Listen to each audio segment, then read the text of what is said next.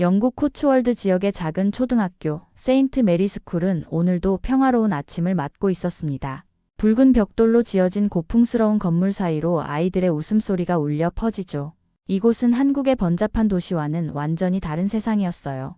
윤지훈은 교실 한 구석에 조용히 앉아 창밖을 바라보고 있었습니다. 11살 소년의 작은 체구의 검은 머리 그리고 또래보다 조금 더 깊어 보이는 눈빛을 가진 아이였어요. 지훈은 이곳에 온 지 석 달째였지만 여전히 새로운 환경에 완전히 적응하지 못한 상태였습니다. 한국에서의 기억들이 지우의 머릿속을 스쳐 지나갑니다. 9살에 대학교에 입학했던 그날 언론들이 몰려들며 천재 소년이라고 불렀던 순간들, 그리고 그 후로 이어진 끝없는 관심과 시선들 말이에요. 어른들의 질투 섞인 눈빛, 또래 아이들의 따돌림, 심지어 길에서도 알아보고 수근거리는 사람들까지. 지우에게는 모든 것이 부담스러웠습니다. 지우야, 여기서는 그냥 평범한 아이로 살자. 엄마가 영국행을 결정하며 했던 말이 떠올랐어요. 지우도 그렇게 살고 싶었어요. 더 이상 특별한 아이가 아닌 그냥 평범한 11살 소년으로 말이죠. 교실 안에서 지우는 최대한 눈에 띄지 않으려 노력했습니다. 수업 시간에는 적당히 손을 들고 쉬는 시간에는 혼자 책을 읽거나 창밖을 바라보며 시간을 보냈어요. 아이들이 축구를 하거나 술래잡기를 할 때도 멀찍이 떨어져서 구경만 했죠. 안녕, 지후. 조너선이 다가와 인사를 건넸어요. 갈색 머리에 장난기 어린 눈빛을 가진 조너선은 지후가 이 학교에서 만난 첫 번째 친구였습니다. 조너선 역시 다문화 가정 출신으로 지후의 상황을 어느 정도 이해하고 있었어요. 안녕, 조너선. 지후가 작은 목소리로 대답했어요. 오늘 수학 시간에 뭘 배울까? 나는 수학이 제일 어려워. 조너선이 머리를 긁적이며 말했습니다. 지후는 미소를 지었어요. 조너선에게는 자신이 수학을 얼마나 잘하는지 말하지 않았습니다. 그럴 필요도 없다고 생각했거든요. 여기서는 그냥 평범한 아이, 수학을 어려워할 수도 있는 그런 평범한 아이로 지내고 싶었어요. 담임 선생님인 미스 해리스가 교실로 들어왔습니다. 30대 후반의 그녀는 항상 단정한 단발머리에 깔끔한 옷차림을 하고 있었어요. 겉으로는 친절해 보였지만 지우는 가끔 그녀의 눈빛에서 차가운 무언가를 느꼈습니다. 좋은 아침이에요, 아이들. 미스 해리스가 미소를 지으며 말했어요. 오늘은 새로운 수학 단원을 시작할 거예요. 지우는 고개를 숙이고 책상을 바라봤습니다. 평범한 하루가 시작되고 있었어요. 적어도 그렇게 생각했었죠. 미스 해리스는 칠판 앞에서 교과서를 펼치며 오늘의 수업을 시작했습니다. 분수의 덧셈과 뺄셈이 오늘의 주제였어요. 아이들은 저마다 연필을 꺼내며 준비 자세를 취했죠. 자, 오늘은 분수 계산을 배워볼 거예요. 모두 집중해주세요. 미스 해리스의 목소리가 교실에 울려 퍼졌습니다. 지후는 다른 아이들과 마찬가지로 교과서를 펼쳤어요. 분수 계산이라니 그에게는 너무나 쉬운 내용이었지만 표정 하나 바꾸지 않았습니다. 평범한 학생처럼 진지하게 칠판을 바라보며 수업에 참여하는 척했어요. 매튜, 이 문제를 풀어볼래요? 미스 해리스가 금발의 안경을 쓴 매튜를 지목했습니다. 매튜는 자신 있게 일어나 칠판으로 나가 문제를 풀기 시작했어요. 그는 평소 반에서 가장 똑똑한 학생으로 통했고 선생님들의 총애를 받는 아이였죠. 매튜가 문제를 푸는 동안 아이들은 감탄의 눈빛으로 바라봤습니다. 잘했어요, 매튜. 미스 해리스가 박수를 치며 칭찬했어요. 수업이 진행되는 동안 지우는 계속 조용히 앉아 있었습니다. 손을 들지도 않았고 특별히 관심을 보이지도 않았어요. 미스 해리스는 이런 지우의 모습을 지켜보며 속으로 생각했습니다. 역시 아시아 아이들이야. 공부만 하고 창의력은 없어. 수업에 참여하지도 않고. 미스 해리스는 아시아인 학생들에 대한 고정관념을 가지고 있었어요. 그들이 단순히 암기만 잘하고 진짜 사고력이나 창의력은 부족하다고 믿고 있었죠. 지우가 조용히 있는 모습을 보며 그런 편견이 더욱 굳어졌습니다. 수업이 끝나갈 무렵 미스 해리스는 갑자기 이상한 미소를 지었어요. 그리고는 칠판에 새로운 문제를 적기 시작했습니다. 아이들이 배우고 있는 분수 계산과는 차원이 다른 복잡한 수식이었어요. 3x 2x-1dx? 이것은 적분 문제였습니다. 고등학교는 물론이고 대학교 미적분학에서나 배우는 내용이었어요. 아이들은 칠판을 바라보며 당황했습니다. 처음 보는 기호들과 복잡한 수식에 어리둥절했죠. 자, 이 문제를 한번 볼까요? 미스 해리스가 교묘한 웃음을 지으며 말했어요. 지후, 이 문제를 풀어보겠어요? 교실이 순식간에 조용해졌습니다. 모든 아이들의 시선이 지후에게 집중되었어요. 지후는 깜짝 놀라며 고개를 들었습니다. 왜 갑자기 자신을 지목했는지 이해할 수 없었어요. 저는 지후가 당황하며 말을 더듬었습니다. 괜찮아요. 그냥 한번 시도해보세요. 미스 해리스의 목소리에는 묘한 악의가 섞여 있었어요. 아이들 사이에서 웅성거리는 소리가 들려왔습니다. 저게 뭐야? 너무 어려워 보인다. 지우가 풀 수 있을까? 매튜는 속으로 쾌재를 불렀어요. 이제 저 아시아 애가 바보가 되는 모습을 볼 수 있겠군. 그는 지우가 자신보다 똑똑할까봐 은근히 경계하고 있었거든요. 지우는 칠판 앞에 서서 복잡한 수식을 바라봤습니다. 3x, 2x, 1dx라는 적분 기호가 칠판에 선명하게 적혀 있었어요. 교실은 죽은 듯이 조용했고 30명의 시선이 모두 지우에게 집중되어 있었습니다. 미스 해리스는 팔짱을 끼고 서서 지우를 바라봤어요. 속으로는 이제 이 아이가 당황하며 못 풀겠다고 말하겠지라고 생각하고 있었습니다. 그러면 아시아 학생들에 대한 자신의 편견이 맞다는 걸 증명할 수 있을 거라고 믿었거든요. 매튜도 기대에 찬 눈빛으로 지우를 지켜보고 있었어요. 지우가 실패하는 모습을 보고 싶었습니다. 그래야 자신이 여전히 이 반에서 가장 똑똑한 학생이라는 걸 확인할 수 있을 테니까요. 지우는 잠시 망설였습니다. 한국에 있을 때를 떠올렸어요. 언론의 주목을 받으며 천재 소년이라 불렸던 그 시절, 그리고 그로 인해 겪어야 했던 고통들 말이죠. 여기서 이 문제를 풀면 다시 그런 상황이 될 수도 있었어요. 하지만 동시에 자존심도 올라왔습니다. 미스 해리스의 교묘한 악의를 느낄 수 있었거든요. 자신을 시험에 빠뜨리려는 의도가 분명했어요. 지우는 마음속 깊은 곳에서 올라오는 화를 느꼈습니다. 그래, 한번 해보자. 지우는 분필을 들고 칠판에 접근했어요. 그리고는 침착하게 문제를 다시 한번 살펴봤습니다. 3x, 2x-1을 적분하는 문제였죠. 그에게는 정말 쉬운 문제였어요. 먼저 각 항을 따로 적분하면 지우가 또렷한 목소리로 설명을 시작했습니다. 지우의 손이 칠판 위에서 움직이기 시작했어요. 3xdx-x, 2xdx-x, -1dx-x 그리고 적분상 수식을 더해서 최종 답인 xx-xc를 완성했습니다. 교실의 정적이 깨지기 시작했어요. 아이들이 웅성거리며 놀라는 소리가 들려왔습니다. 잠깐, 저게 맞는 거야? 지우가 정말로 풀었어? 대박이다. 하지만 지우는 거기서 멈추지 않았어요. 오히려 더 자세히 설명하기 시작했습니다. 적분의 기본 공칙에 따르면 x의 n제곱을 적분하면 x의 n1제곱을 n1로 나눈 값이 됩니다. 지우의 영어는 또렷하고 정확했어요. 따라서 3x는 3x3, 즉 x이 되고 2x는 2x2, 즉 x가 됩니다. 상수 -1은 -x가 되죠. 미스 해리스의 얼굴이 점점 굳어갔습니다. 설마 이 문제를 정말로 풀 줄은 몰랐거든요. 더욱 놀라운 건 지우가 단순히 답만 쓴 게 아니라 풀이 과정까지 완벽하게 설명하고 있다는 점이었어요. 그리고 부정적분이므로 적분상 수식을 더해 주어야 합니다. 지우가 마지막 설명을 마쳤습니다. 교실이 다시 한번 조용해졌어요. 하지만 이번에는 당황스러운 침묵이 아니라 경이로운 침묵이었습니다. 11살 소년이 대학 수준의 수학 문제를 1분도 채 안 되어 풀어낸 거였으니까요. 조너선이 입을 벌리고 지우를 바라봤어요. 지우, 너 정말 대단하다.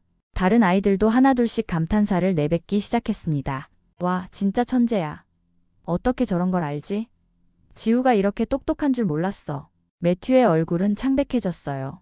자신이 그토록 우월감을 느꼈던 수학 실력이 지우 앞에서는 아무것도 아니라는 걸 깨달았거든요. 지우가 적분 문제를 푼 이후로 학교의 분위기가 완전히 바뀌었습니다. 복도를 지날 때마다 아이들이 수근거리며 지우를 바라봤어요. 저 애가 그 천재 맞지? 대학 문제를 풀었다던데. 같은 소리들이 끊이지 않았습니다. 지우는 이런 관심이 부담스러웠어요.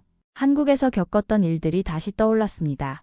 처음에는 신기해하던 사람들이 시간이 지나면서 질투와 시기의 눈빛으로 바뀌던 기억들 말이죠. 특히 매튜는 지우를 바라보는 눈빛이 날로 차가워졌습니다. 자신이 반에서 가장 똑똑한 학생이라는 자부심이 완전히 무너진 거였거든요. 별거 아니야. 매튜가 친구들에게 말했어요. 그냥 미리 공부를 많이 한 거겠지. 아시아 애들은 원래 그래. 매튜의 말에는 은근한 악의가 섞여 있었습니다. 지우의 실력을 인정하기보다는 폄하하려는 의도가 분명했어요. 미스 해리스 역시 마찬가지였습니다. 지우가 자신의 도전을 너무 쉽게 해결해버린 것이 자존심의 상처가 되었어요. 수업 시간에도 지우를 일부러 무시하거나 다른 아이들에게만 질문을 던지는 일이 많아졌습니다. 매튜, 이 문제는 어떻게 생각해요? 미스 해리스가 또다시 매튜만을 지목했어요. 지우는 답을 알고 있었지만 손을 들지 않았습니다. 어차피 자신을 부르지 않을 것이라는 걸 알고 있었거든요. 며칠이 지나면서 지우 주변의 상황은 더욱 복잡해졌습니다. 일부 아이들은 지우를 신기해하며 친해지려 했지만 다른 아이들은 거리감을 두기 시작했어요. 너무 똑똑한 아이와 함께 있으면 자신들이 바보로 보일 것 같다는 생각 때문이었습니다. 그런 와중에 애덤스 선생님이라는 수학 선생님이 지후에게 관심을 보이기 시작했어요. 40대 초반의 애덤스 선생님은 도시에서 교육받고 코츠월드로 내려온 신식 교사였습니다. 지후, 잠깐 얘기 좀 할까? 애덤스 선생님이 수업 후에 지후에게 말을 걸었어요. 지후는 조금 긴장하며 애덤스 선생님을 따라갔습니다. 또 다른 시험이 기다리고 있는 건 아닐까 하는 걱정이 들었거든요. 네가 며칠 전에 푼 적분 문제 정말 인상적이었어. 애덤스 선생님이 따뜻한 미소를 지으며 말했어요.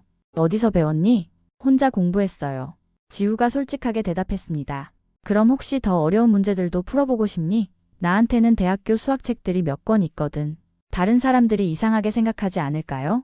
애덤스 선생님은 지후의 고민을 이해할 수 있었어요. 뛰어난 재능을 가진 아이들이 종종 겪는 딜레마였습니다. 지후, 내가 가진 재능은 숨겨야 할 게 아니야.